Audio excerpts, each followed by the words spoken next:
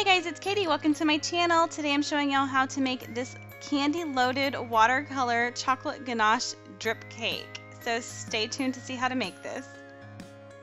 I started off by baking two 8-inch round cakes. They're just vanilla cakes that I added some sprinkles to. And I'm using some vanilla buttercream. I do have my cake down on a cardboard round. And I'm just going to spread a thin layer of buttercream around the cake. And taking some of the same sprinkles that I used inside the cake, just going to add them in between the buttercream. Okay, and then I'm going to stack my next layer and just make sure that I'm keeping everything nice and straight.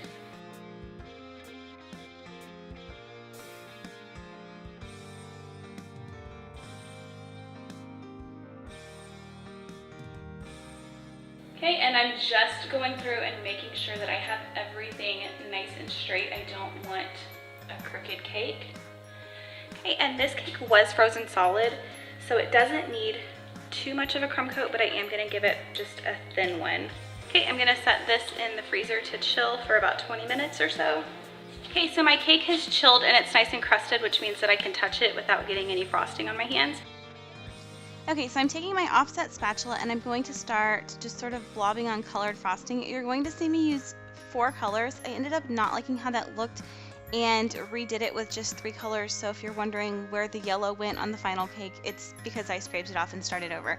But just blobbing on the frosting, there's no real pattern to it or rhyme to it, just making sure that you're getting all of the sides covered, and then you're going to toss a bunch of leftover frosting onto the top of the cake. Okay, I'm going to take my bench scraper, and this is going to be difficult to see from the angle you're at, but I put it down flat. Take my bench scraper, I'm going to put it down flat next to my cake, and I'm just going to start dragging. And I wipe pretty frequently with these.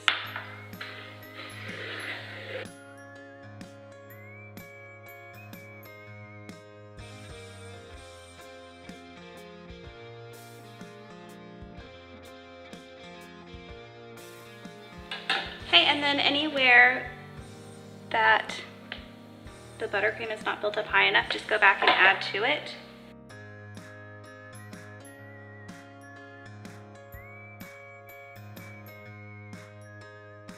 Okay, so what you have when you're done scraping is this really pretty sort of like watercolor look. Then taking a larger size offset spatula, we're just gonna go through and spin this cake around. Okay, then after you've got the cake completely covered, it's time to put it in the freezer to chill. You want to let it chill for about 15 to 20 minutes. While it's chilling, you can work on ganache. Ganache is 1 part chocolate chips to 1 part boiling heavy whipping cream.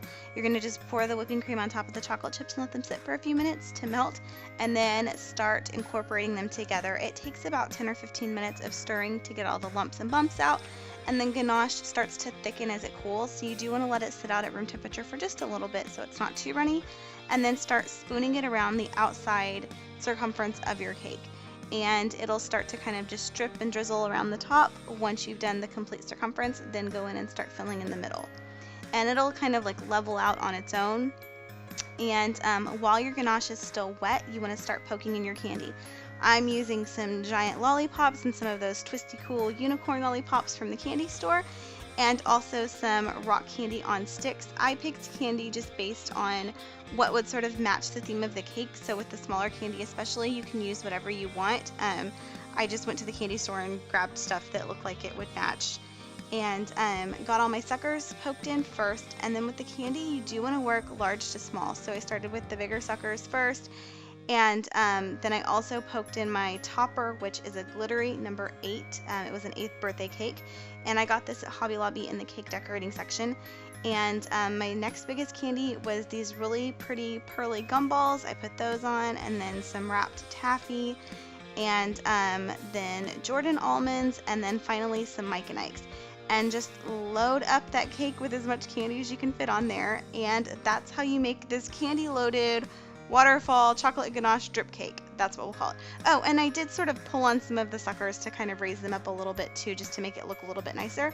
But that's it. Thank you guys so much for watching. If you enjoyed this video, don't forget to give it a thumbs up. If you recreate this cake, I would love to see a picture of it if you will share it with me on social media using the hashtag DIY with Katie. And I will see y'all in my next video. Bye.